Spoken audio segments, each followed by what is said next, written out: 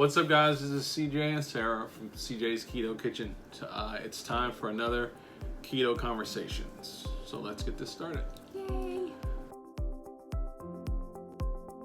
So today we're going to talk about intuitive eating versus tracking macros, and this is kind of a follow-up to a conversation that we had earlier today, but we didn't have a camera going on it, so it kind of was missed. And then we also wanted to talk about... We're going to talk a little bit about fasting. It's not like an episode completely dedicated to fasting. But basically, should I fast or not? When? Are there times where we don't fast? Yeah. And then, I'm looking at Sarah's notes. So Sarah wrote some notes. And so you see me squinting. I'm looking at some notes on an iPad that's in front of us that you can't see. And we have something that says, am I hungry or is it just time? And the time isn't, is it lunchtime? Is it dinner time? And I think, okay, so that's what that's about. So we're going to talk about those things in this keto conversation. This kind of came up because, we were sitting down talking about how, at least I was talking about how I haven't been tracking my macros. Because you used to. Yeah, I used to track, when I first started keto, I used to track my macros pretty... You'd gone for I went like set number of days, 497 right? days or something. And and I was tracking everything that I ate. And you started doing that before you started keto. That's true. You were basically tracking your food. Yeah. For a while. And so... but then I started keto, and I was telling Sarah, I thought I kind of got off track. I felt like it was harder to track my food when we started doing intermittent fasting more. But then there's another part of me that says, that's kind of a lame excuse. So I don't know, but I guess the point is that I've gotten away from tracking my macros and kind of gone to more of intuitive eating. On keto, and I don't know if necessarily that's the best thing, and that's that's kind of what the first part of this conversation is about. Is finding out what works for you, or if something's not working, trying the other thing. Yeah. So now you don't track. I have never tracked. You've never tracked your macros. The lifetime of my doing keto, and I don't know if I've ever tracked my food. Right. Period. I know you started a couple of times. Well, I bought. Yeah. Something to help me track my food because I'm kind of old-fashioned in that way. I still like books versus Kindle. I like to touch. You actually had a piece of paper in this wooden thing that was, I think they call it a pencil. Yeah. But anyway, so you really have never tracked your macros. No, but I do agree with you. When I intermittently fast, a lot of times it'll be one meal or it'll be a meal and a snack, and so I figure I'm not eating enough for it to necessarily make a difference as far as, but maybe on the other hand, maybe I'm not eating enough and I really don't know that because I haven't tracked it. So I'm not exactly sure. But I think part of this conversation came up as well when I talked about, because I haven't been tracking, but then when I do try to start tracking again, and this kind of comes back into the part about, am I eating because I'm hungry or am I still eating because it's time to eat? Right, it goes along with that. And then the other part of the story that I think what helped bring this up is that we were talking about bulletproof coffee. Yeah. And I was wondering, have you tried not doing bulletproof coffee for a little while and actually eating a meal in the morning? Eating food. Right. And seeing if that changes things for you, if it helps lose some weight, or if you stay the same, or if you gain some. Yeah. Because we talked about your trip to Florida and you were eating when your family was eating and your daughter was eating and you lost weight. So was that, walking through every theme park? Was that, and I don't know. But I wasn't doing bulletproof coffees as I guess consistent while I was traveling. that correlated with the other part of the question is, if you did not do a bulletproof coffee and you actually ate a meal, would you be as hungry when it was time, like when it was lunchtime? Yeah. And the only way to find these things out, I guess, is what this conversation is rolling around to, is experimentation. Yeah, and you'll find if you're doing keto that experimentation is a big part of it. Finding out what works, what doesn't work, what Because works for just you. and I could do the exact same thing, and we would have totally different results. Yeah. Simply because, I mean, just right off the top, I'm a woman and you're a man, Right. and our hormones are completely different. So. Right.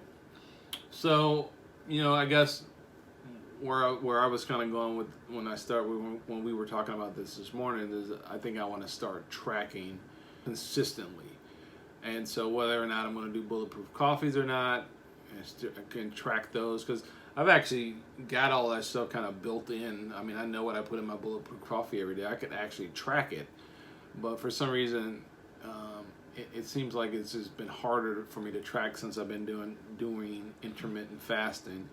And then that kind of brings up the whole thing about, and this is an age-old question about fasting. What breaks your fast? What breaks your fast? And that can be a touchy... You will have as many topics on what breaks your fast as how you do keto. Yeah. I mean, because you hear some people saying, oh, well, yeah, I do a coffee in the morning and I have cream in it. And I have... Or they have artificial sweetener. Or right. Or some people are just, oh, no, you have to have water and salt and that's it. Some right. people think bone broth is okay, and some people don't. Right. So, I mean, it's like... Yeah. And you know what? That can actually be a little bit irritating to hear all these different, what was that? A little bit? No, it's really this much. Okay. No. A little bit? Okay. Like, way well, yeah, it could lot. be, that actually can be irritating. It is to me. To Because you think you're doing good, you think you're doing everything right. And then I got all this of a down, sudden, and I'm doing autophagy, and I'm getting human growth hormone, and then, oh no, because I had cream in my coffee. And all of a sudden, all of a sudden what you think you've been doing good at, somebody throws some doubt on it. So then it makes you want to not fast at all. Yeah. Which you do not have to fast. Doing the ketogenic diet, don't, right off the top, if it's not something that's for you, you don't like it, it doesn't make you feel good, don't do it. Right. Sorry, So, I'm sorry, I'm moving the table. No. Yeah, I get excited and it's then, okay. And then it so vibrates. you have to if you see a little vibration, it's because I got excited. Sarah's getting all excited, which is okay. But tone it down.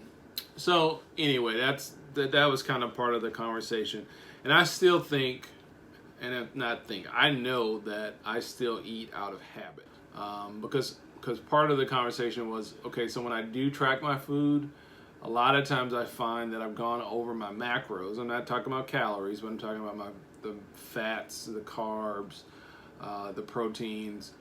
And although I'm intermittent fasting, not even eating that much, but I still have this kind of mentality where, okay, I have a time restricted window, right, so and I gotta get it all. I've got to eat all in this window, and sometimes I'm eating and I'm not even hungry, and so that's something that I still kind of have to struggle with and work on, because I was even thinking about today. I ate several things today and I wasn't hungry. I was eating just to be eating because I felt like I wanted to eat something, and so maybe I was actually eating because maybe I was bored, or maybe I needed some mental stimulation. I don't know what it is, but that's part of it as well. Figuring out what's triggering you, because you might have the same issue. Are the things that are triggering you to eat, even keto approved foods, but you still might not be eating. You might be eating too much just because you're used to eating. Well, and I have noticed for myself, even though it's usually very easy for me to do intermittent fasting because I'm just simply not hungry, there are certain times during the month hormonally where I get this feeling of, if I don't eat something right now, I could binge, like just pile dry food. And it's all keto food, but so especially as a woman, you have to be careful of your timing and making sure that you're listening to your body and saying, maybe today's not the best day to fast because I'm really, really hungry, and it's not all in my mind. I really am hungry. Right. So that goes back to intuitively, so you can use intuitive even with fasting. There are just certain days where you just know it's not a good day to fast because you are genuinely hungry and you want to eat. Yeah. So I've noticed for myself, even though it's usually very easy for me to do intermittent fasting because I'm just simply not hungry, there are certain times during the month hormonally where I get this feeling of, if I don't eat something right now, I could binge, like just pile dry food. And it's all keto food, but so especially as a woman, you have to be careful of your timing and making sure that you're listening to your body and saying, maybe today is not the best day to fast because I'm really, really hungry and it's not all in my mind. I really am hungry. Right. So that goes back to intuitively, so you can use intuitive even with fasting. You know, there are just certain days where you just know it's not a good day to fast because you are genuinely hungry and you want to eat. Yeah. So Yeah. So, and I know sometimes eating too much or eating when it's time to eat also has to do with a lot of the things that we were kind of taught related to, you know, eating multiple six small meals a day. Mm-hmm. So if I give you a little bit of background, before I did keto, I mean, it's not new for me to try to lose weight. I've been trying to lose weight for years, and so I had a lot of success with the Body for Life program, which is a book by Bill Phillips, and you know, I was lifting weights, but part of it was eating 6 times a day. But you go to nutritionists, a lot of them will tell you the same thing, and that whole 6 times a day is about keeping your metabolism up. And now they're not telling you to eat 6 donuts 6 times a day, but a lot of times that's what people are doing as well. So, but I guess the point is so for me, I think that's really ingrained in my mind. The whole, you know, eat small meals throughout the day, and well, in a work environment, you know, it's lunchtime. Yeah. Everybody else is going to lunch. Yeah. You know, so I think sometimes you get it in your head, well, it's time to eat. Yeah, it's time to eat. You smell food, you see other people with their food, it's just the time of day, and it's like, oh, it's time to eat. Right. So. Yeah. So, I don't know. This is just some things that I know I've been kind of... Just things we've been discussing. Been discussing, things we've questioned. And, you know, I don't know if there's any... Well, I know that I am gonna get back to tracking my food. I know that's something I'm gonna commit to, is to track my food. And maybe I could consistently. You know, maybe I could. You know what? You haven't needed to track your food. You've been fine. Yeah. I mean, there's no need to track your food, because I know I watch a lot of YouTube videos, and there's a lot of people who, when I watch what you eat, those what I ate in the day videos, I mean, people have it down, like the grams down and all that stuff, and I've never made one of those videos because, number one, I don't know exactly how many grams that is. I know it's food. Even with the fancy scale you got? Yeah, but I'm not measuring everything. I'm not measuring everything, but some people, that's what you do, and that's okay. Some people can get away with, like you don't have to do that. You know, you don't. Yeah, but sometimes it's hard because I think about what I eat in a day. And like, I watched Dr. Berg's video, what he eats in a day. I mean, that guy eats like a horse. Oh my Lord. If I could never eat that much food. And yet he's like skinny as a rail. And myself, it's not like that, you know? So that's always been confusing to me, because it's like, the amount of food you eat doesn't always correlate to weight loss or what you look like, which has always been kind of a head scratcher for me. Yeah, I guess though one of the big messages out of this is that you'll find a lot of times on your keto journey that you need to experiment with things, and that you need to... And it takes time. It's not like you can say, well, I'm going to do this for 3 days or something. You have to do it for a little while to see if it's really making a difference. And that's the hard part, is committing to saying, okay, I'm going to do this for 2 weeks or a month. Yeah. And see if it honestly does make a difference. Yeah. And that's the hard part. Especially if it's something that you're not really excited about. Right. And keep in mind that as you try new things, you might have points where you kind of start, and you stop, and you fall off, but that's part of it as well. Part of experimentation is just kind of getting into a groove and getting into some momentum going. And so, anyway, I'm going to commit to tracking my food again. And you're probably still never going to see You will never see a weigh-in on this channel. I can guarantee that. No, I'm never going to weigh myself. No. I'm not going to weigh myself. You're never going to see a weigh-in for me because I always do it naked. So I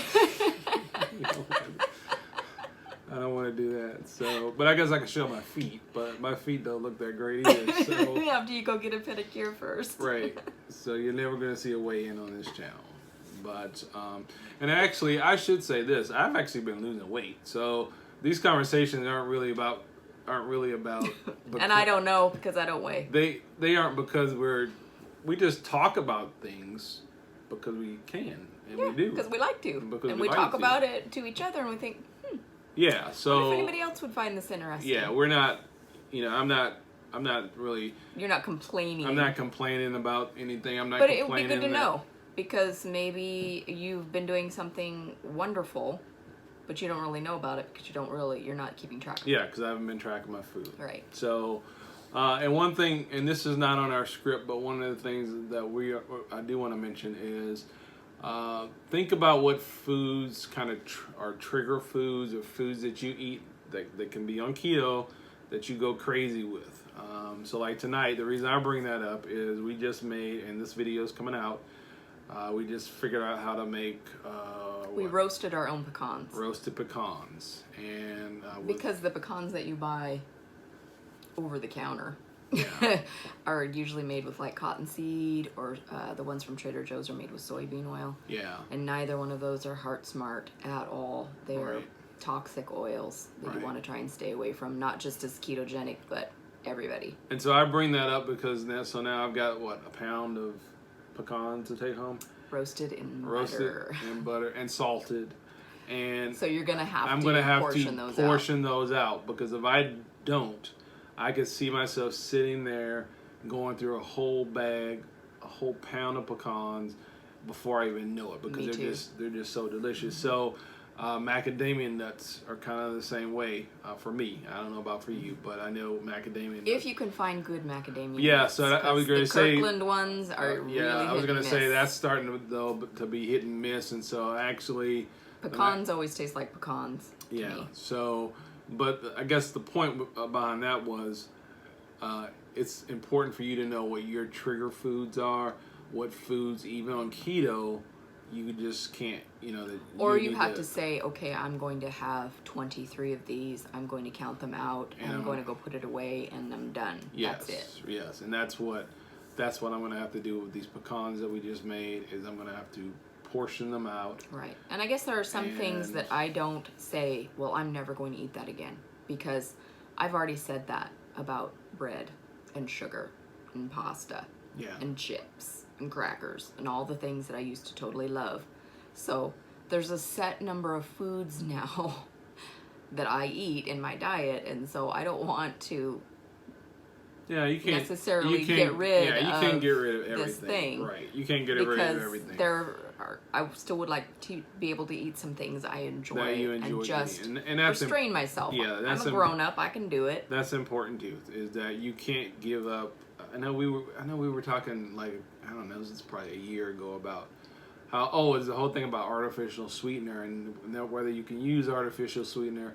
And we were like, good God Almighty! I mean, shit, we've already given up. We've given up all this stuff, but it doesn't make you live longer. It just feels like it. But and it's like, and now you're telling me that we can't have erythritol, we can't have this because there's something wrong with it. And it's like, good God, what can we freaking eat? I still need to have a few things.